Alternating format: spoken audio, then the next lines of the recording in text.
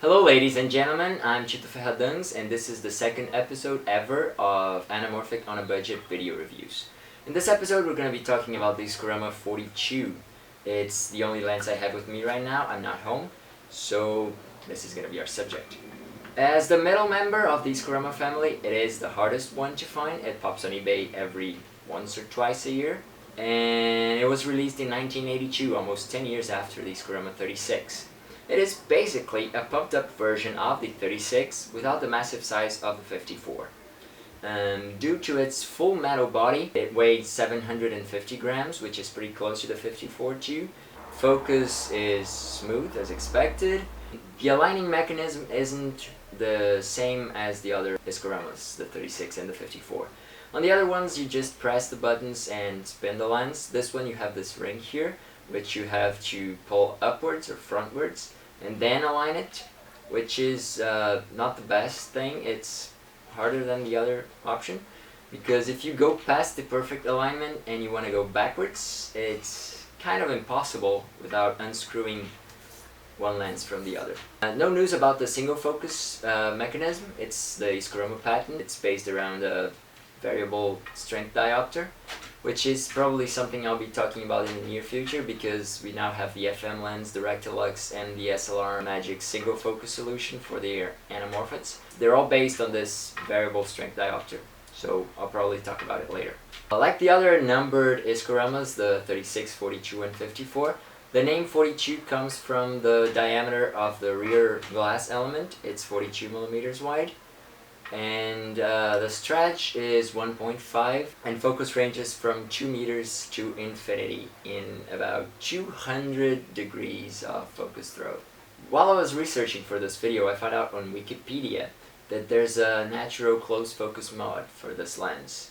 It's just loosen this screw here and you can focus closer, but I never tried it. In the article it said that it loses quality rather fast. So the rubber grip around the focus ring helps a lot, working without a full focus compared to the other Iskoramas. The front filter thread is 82 millimeters. It's a lot easier to find diopters for this lens rather than the 54.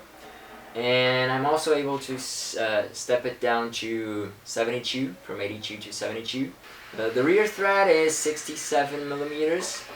And there are several options of clamps available. There's red stands, and you can get just regular step rings and UV filters to solve your problems and connect the lens. The Iscorama 42 is a multi-coated lens. There are no other versions of it. It's even harder to flare than the 54. Again, I was testing with the Helios 44, but that's a pretty crazy flare on its own. So I added to the test the Canon EF 50mm 1.4. If Iskoramas are naturally expensive, the 42 is the most expensive one, because it's the hardest one to find and it has an outstanding quality among the three. Besides mine, which took me about 2.5 years to get, I've seen no more than 10 of these lenses going around on eBay. They don't go for less than $2,500 on auctions. And fixed prices, like buy it now, they usually go over $3,000 to $4,000. This time I could do the tests properly. I didn't have the mirror with me, so I used a Canon 35mm. This time you can download the raw files and check the sharpness for yourself. I didn't mess up with anything. The Jupiter 9 stands out. It's a perfect match to every single scope I ever tested. To me, this lens produces better images than the 54. It has a lot less softness and fringing around the edges. When it comes to vignetting, the 35mm totally shows the inside of the adapter.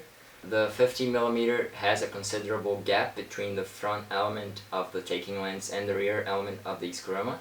So I think that increased the vignetting. The Helios produces amazing results. It's totally vignette free. If you want a 2.4 to 1 aspect ratio, I think you can get away with a 45mm. The widest you can go to get the full 2.66 to 1 aspect ratio, it's a 50mm, but just barely. I think this is the closest one to vignetting among all these Iskoramas.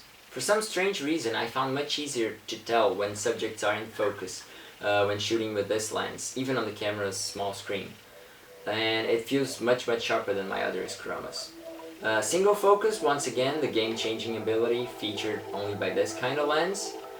And the reduced form factor and weight compared to the Iscorama 54 are also bonuses to its run and gun capabilities, as well as blending as a regular lens. Swapping diopters on the field was a lot nicer, and I could get any shot I wanted just switching the taking lens or the close-up filters I already have now.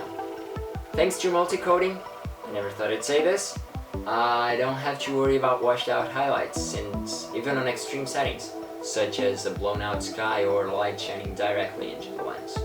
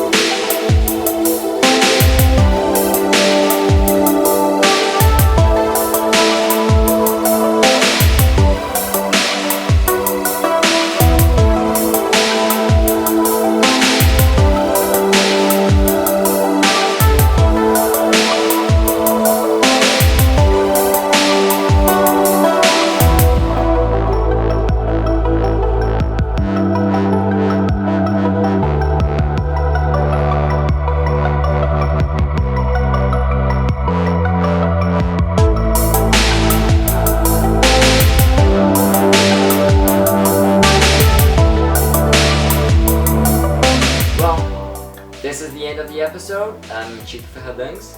I hope you liked it. I hope you learned something new. And be sure to subscribe and check out my blog for more anamorphic stuff and upcoming videos. See you soon.